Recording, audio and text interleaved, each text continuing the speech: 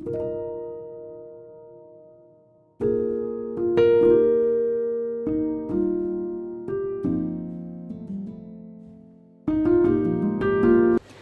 Everyone, I am Himakshi and welcome back to my YouTube channel. आशा करूँ आपलोक सकलोए भाले आछे कुशले आछे और मोर थाम्बनेइलটো चाइ चागे गम पाइছে आपलोके मैं किहर ऊपर आज भिडिओ बनाम। एटु होइছে भूत जलकियार ऊपर और मैं आज भूत जलकियार आचार बनाबोलै गई आछो। एबिध নহয় दुबिध और এই সময়খিনিত ভূত জলকীয়া আপোনালোকে অতি সহজে পাব, কাৰণ এইটো এটা সিজন হয় যেতিয়া ভূত জলকীয়া বেছিকৈ বজাৰত ওলায়। তো অতি সহজে পোৱা যায় কাৰণে মই কি কৰোঁ, এই সময়খিনিতে মই বজাৰৰ পৰা বেছিকৈ কিনি আনো যাতে মই গোটেই বছৰটো ধুনীয়াকৈ হৈ যায়। নহ'লে কি হয় কেইদিনমান পিছত আৰু পোৱা নাযায় মানে ভূত জলকীয়া, আৰু পালেও মানে তাত বহুত দাম হয়। তো ইমান বেছি দাম দি কিনি মোৰ আচাৰ বনাবলৈ মন নাযায়। সেইটো কাৰণে এতিয়া যিহেতুকে অকণমান দামটো কম বুলি নকওঁ, মই দাম ভূত জলকীয়াৰ দাম মানে সদায় থাকে, কিন্তু তথাপিও এতিয়া এই সিজনটোত আপোনালোকে অকণমান কমত পাব আৰু বেছিকৈ আপুনি কিনিব পাৰিব। সেইটো কাৰণে প্ৰত্যেক বছৰে মই কিনো আৰু এইটো সময়ত কিনি আচাৰ বনাই থৈ দিওঁ যাতে গোটেই বছৰটো ধুনীয়াকৈ হৈ যায়। কাৰণ মই ভূত জলকীয়াৰ মানে আচাৰ খাই ভাতৰ লগত মই বহুত ভাল পাওঁ। যেতিয়া মোৰ ভাত খাব মন নাযায়, এপেটাইট নাথাকে, তেতিয়া ভূত জলকীয়াৰ আচাৰ আৰু তেনেকুৱাই কেতিয়াবা জালমুড়ি যদি বনাওঁ তাতো ভূত জলকীয়াৰ আচাৰ দিওঁ, কেতিয়াবা মাংসত আচাৰ দিওঁ, কেতিয়াবা আপোনাৰ ধৰক ঘৰত জলকীয়া নাই তেতিয়া ভূত জলকীয়াৰ অকণমান তেল দিলোঁ। তো সেইটো কাৰণে ভূত জলকীয়াটোৰ মানে বহুত ইউজটো বহুত ভাৰ্চেটাইল হয়, য'ত ত'ত দি আমি ব্যৱহাৰ কৰিব পাৰোঁ আলুৰ নিচিনা। তো সেইটো কাৰণে মই ইয়াক প্ৰিজাৰ্ভ কৰি ৰাখোঁ। আচাৰ বনাই ৰাখিলে বহুত দিনৰ কাৰণে চলি যায় যদি আপুনি আচাৰ বনাই ভালকৈ শুকাই ৰাখে ৰ'দত। তো এতিয়া মই আপোনাৰ লগত শ্বেয়াৰ কৰিম আপোনালোকৰ লগত যে কেনেকৈ মই বনাইছোঁ। তো প্ৰথমতে কি কৰিছোঁ, মই ভূত জলকীয়াখিনি ঠাৰিখিনি গুচাই ধুনীয়াকৈ ধুইছোঁ। ধুই মই 2 দিন ৰ'দত শুকাইছোঁ।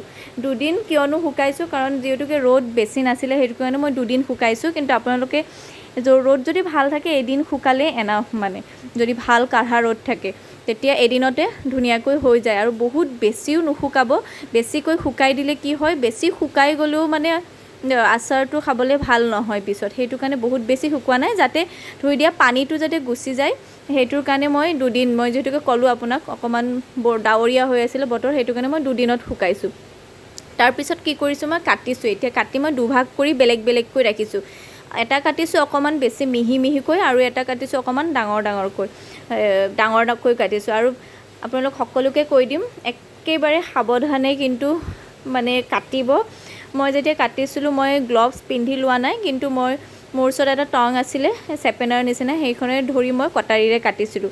তো আপোনালোকৰ ওচৰত যদি তেনেকুৱা নাই তেনেহ'লে গ্লভছ পিন্ধি ল'ব, গ্লভছ পিন্ধি কাটিব। নহ'লে কেঁচিও ব্যৱহাৰ কৰিব পাৰে, কেঁচি ব্যৱহাৰ কৰিলেও আপুনি হাতেৰেতো ধৰিবই লাগিব, হয়নে? সেইটো কাৰণে বেটাৰ মানে আপুনি গ্লভছ পিন্ধি ল'ব। গ্লভছ পিন্ধিলে বেছি ভাল, কাৰণ ভূত জলকীয়া আমি সকলোৱে জানো কিমান বহুত সাংঘাতিক হয়, য'তে লাগে ত'তে জ্বলি যায়। মানে গাত ক'ৰবাত যদি স্কিনতো যদি গুটি এটা চিটিকি পৰিছে তেনেহ'লে গোটেই হাতখনে জ্বলি থাকিব, আৰু চকুৱে নাকে গ'লেতো আৰু হৈ গৈছে। তো সেইটো কাৰণে একেবাৰে সাৱধান হ'ব। খাবলৈ যিমান টেষ্টি হয় বনাবলৈও সিমান ইয়াক সাৱধানেৰে বনাব লাগিব, বহুত ডেঞ্জাৰাছ হয় কিন্তু দেই।